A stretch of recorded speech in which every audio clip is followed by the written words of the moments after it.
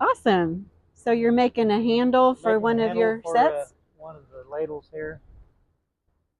A ladle this size, which is this one's a round handle. This one's going to just be a square handle. Right now we're working out making the what we call the little rat tail finale on it. Rat tail?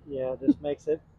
It just makes it more Not your word, user friendly. Yeah, user friendly on your hands. Yeah. And we curve that, and then once that part's done, we'll upset this down here, and then we'll Isn't that awesome? turn a. Like right now, we're going to turn a. Gorgeous. This is the handle. You want me still doing this?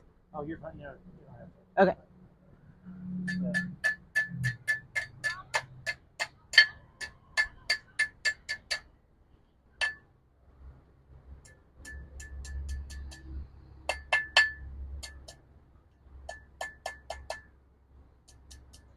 So did you grow up in Indiana?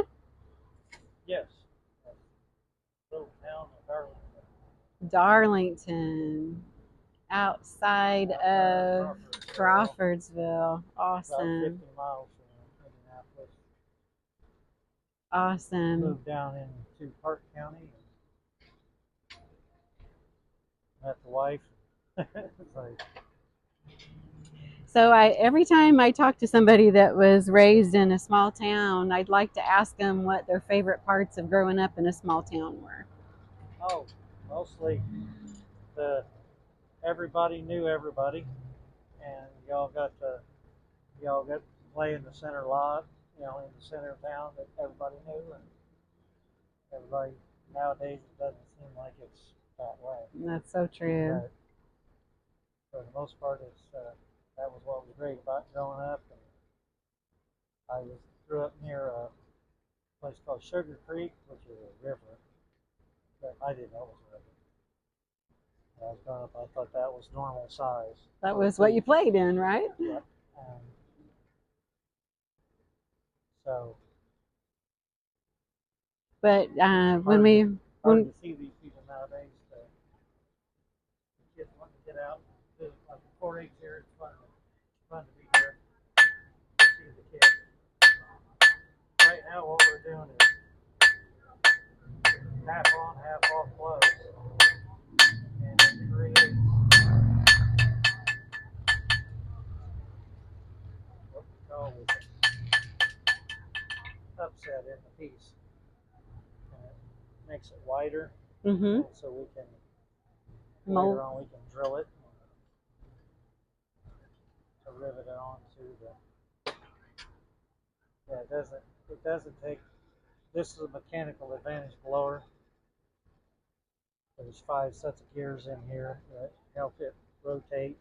So instead of 1 revolution on the fan, there's I believe 72 rotations of the fan for every time that you're. Oh, nice. So it makes it much more mechanical advantage.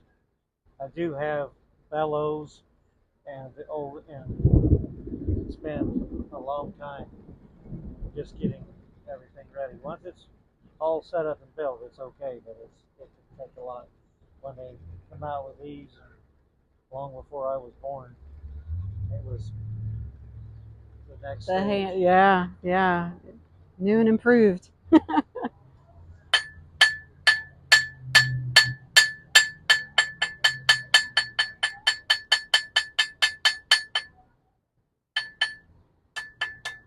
So when we were talking earlier, you said that you were a veteran. So you must have decided at some point to join up. What led you to that decision? High school. I went in right out of high school for the Army College. Awesome. So you were in the Army. What did you do? Combat engineer for 17 and a half years. Awesome. So I medically retired out. Got Desert Storm and then Iraqi Freedom. Here comes the smoke. Yep. There's what I was talking about, the yellow colors. most people are like, this is where it chokes most of them up. So after the Army, is that when you learned and fell in love with ironwork? Yep, started out horseshoeing after that and shoot for about 12 years. And got out of the shoe and got into more just ornamental ironwork and stuff this way. The wife said I had to change. But overall, it's a lot of fun, and I get to teach kids once in a while how to do it. So Sure. Find something.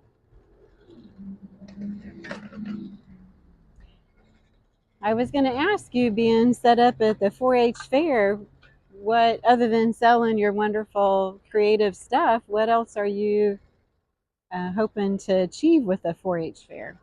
Well, it gets the kids to come out and enjoy and get some knowledge and start getting interested in it. Yeah. As most of us blacksmiths are up in age, and we like to have some new kids come in and learn. I have an apprentice that's local here that he comes out about once a week and forges for 4 to 6 hours learning the trade. That's awesome. Do most of your counterparts have apprentices, or are they pretty rare? Pretty rare. There's only a few of us that I'm like, I was just lucky enough. I met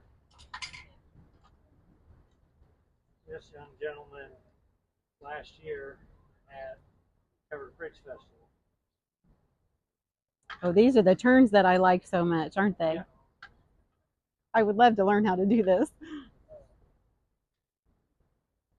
And it just naturally does an even turn when you put pressure at a certain point, don't you? Yeah, it's matter. It's just so you get the uniform. You always have to count how many in turns that you're doing. Sure. And then that will make it even.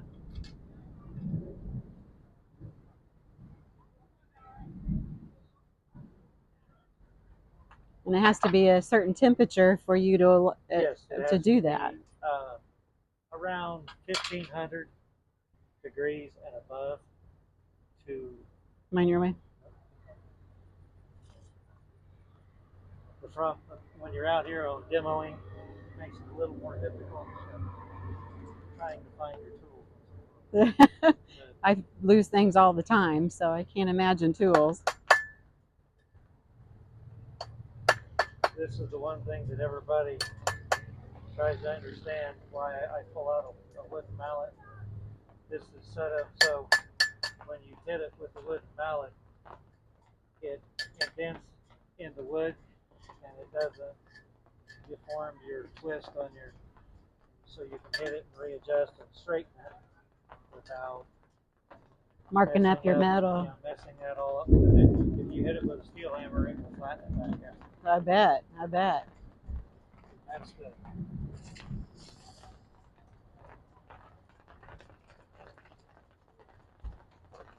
process. One hand. Making a handle. You gotta love it. Well, awesome. So I see you have your hat on about the association. Is that state all the way up to federal, or how?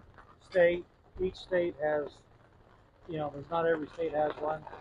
We have, I believe, 13 different satellite groups around the state of Indiana that meet at different weekends of the month, and blacksmiths come together and there usually maybe only be 6 or 8 blacksmiths per group.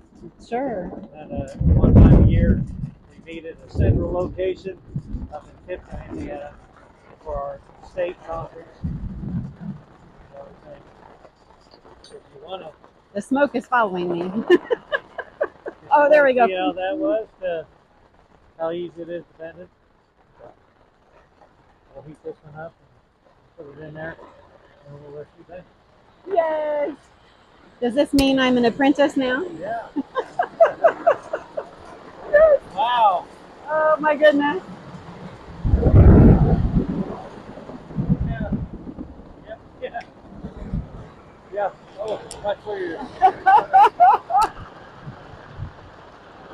life is good. You go stay in the middle, right? I was gonna say, put it up the chair. We've got the block here. Here we go. It shouldn't last for too long. Put your hand there and there. Here and here? Yep. And just push or pull. Which way you go, which way? It doesn't matter. It's like whichever works. And you just keep a hold of it with one hand and basically twist as many times as you want to Two? twist. How many will, oh gracious. To make that is one and a half twist. Grab that mallet up right there.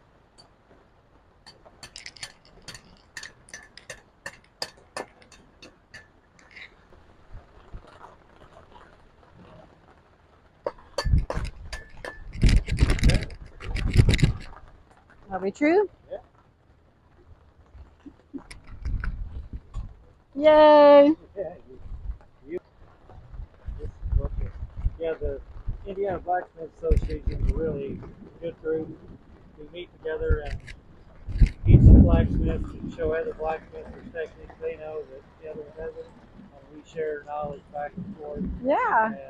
And we put on classes for young kids, and some of them do 4-H, and teach younger generations to get into it. It's quite a bit of fun. It's pretty amazing to think how basically ancient times blacksmithing's been around. I mean, the beginning of time, this profession was needed. As I was told by one blacksmith, he said it was the quintessential part of every town when it started, because the blacksmith was the hardware store, and that's where you got anything repaired or made. Yeah. If you needed nails, you either had to make them yourself or you had to go to the blacksmith and get them made. Wow. That's amazing. Even the tools to clear the land and everything. Everything. Is that part of what draws you to it? Is the connection to history? Connection to history, and I like being able to make things with my hands and turn something, a piece of scrap steel, into something that's useful or decorative. Absolutely. I love it. We all get asked by kids all the time. They're like, do you ever get burnt? And it's almost every day. And we get young kids all the time. They're like, in 4-H, the first night they're like, you're going to get more of those. There's no way around it. So you can take that one. Let's say you've done that. My husband will not believe it. You got video. I do have it on video. Oh, gracious, this is sticking around. I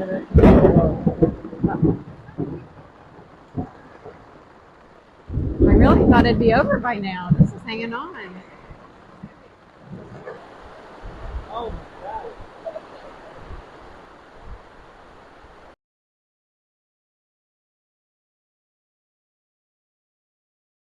You couldn't hear anything. Yeah. Then it started crackling and booming, and he was like, we're going to temporarily interrupt this episode, and we will be back when it quits raining. We probably should have done that. We need an intermission.